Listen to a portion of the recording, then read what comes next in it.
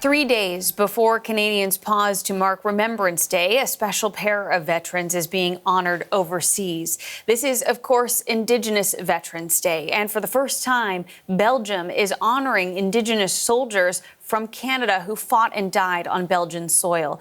One of them is Alex Decoteau, a Cree who was Canada's first Indigenous police officer and an Olympic runner. He died, though, as a soldier in the First World War.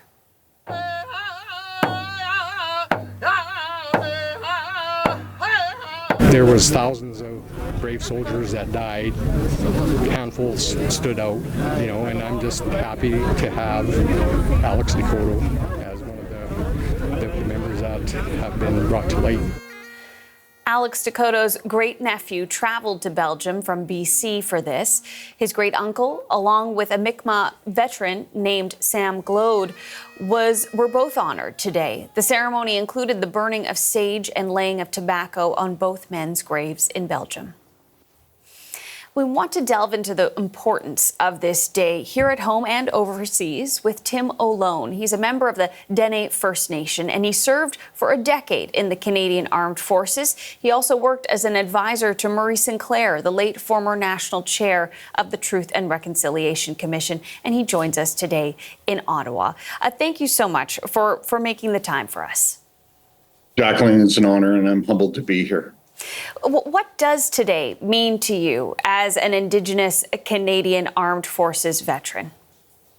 Well, you know what? Just hearing the story about what's happening in Belgium, I get emotional, right? Because we're given space that we weren't offered space before. So people don't realize the Indigenous population stepped up during World War I and II and afterwards as well, like no other sector of society. And so for me, today is a day of reflection, but I have to say it's been an emotional week, right?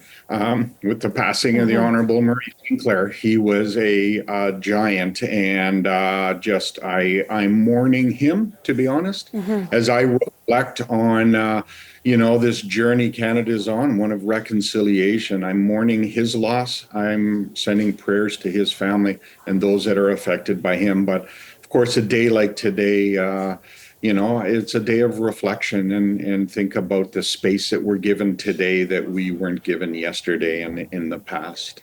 Yeah, we mentioned that you worked alongside Murray Sinclair, but I understand he was a friend of yours as well. Well, you know what? He was a friend to many, right? And I traveled with him 2.5 years. His impact on me personally was immense. I'm a better man because of him. He was like a father figure in every ways, right? As his advisor, it was difficult because not only the journey that we were on, but he had so much knowledge, and he passed a lot of his knowledge on to me. I'm a better man because of him, but a better professional because of him. And I know this country is better as a result of the work that he's done, but also survivors as well. When you think of his work and your work and thinking about reconciliation and then about recognition of Indigenous veterans, how is Canada doing on that front? It's a difficult. We have proceeded forward. I acknowledge that. We have so much farther to go. Veterans Affairs, I think, has struggled not only in the past to properly support veterans that were coming back from places like Afghanistan, but has struggled on how to give space for Indigenous peoples, Indigenous veterans as well. I think they missed the boat on the guiding principle that Indigenous peoples, we need our culture to heal. And I think it's trying to get ahead of the curve as it tried to get ahead of the curve, 20 years ago or so when it was trying to support veterans in a better way. You mentioned Belgium because we were just talking about what they're doing today in honoring Canadian Indigenous veterans. How significant is that for Belgium to do this? And is there more that you'd like to see? Well, you know what? I think the model that Belgium is following, I think that's a great gesture of reconciliation, right? And I think not only the model that they're following, other countries can follow as well. I do want to commend, the Invictus Games going to be held in Vancouver, and they're doing it in with 4 host First Nations as well. So there's great examples of these kind gestures of reconciliation, and I hope others can be inspired to continue to move forward, because there's still a lot of work to be done. What sort of work would you like to see happen from here? It's insert how can we do better here.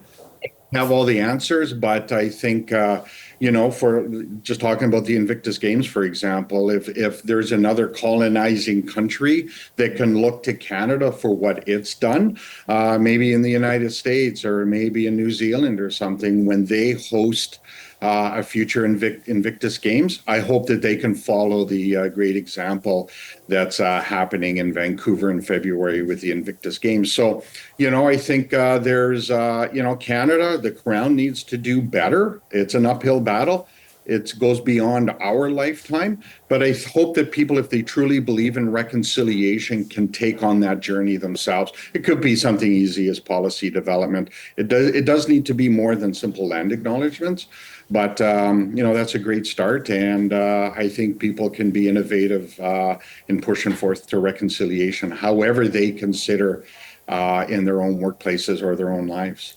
Tim, we really appreciate you taking the time today to speak with us on this Indigenous Veterans Day. We really appreciate it.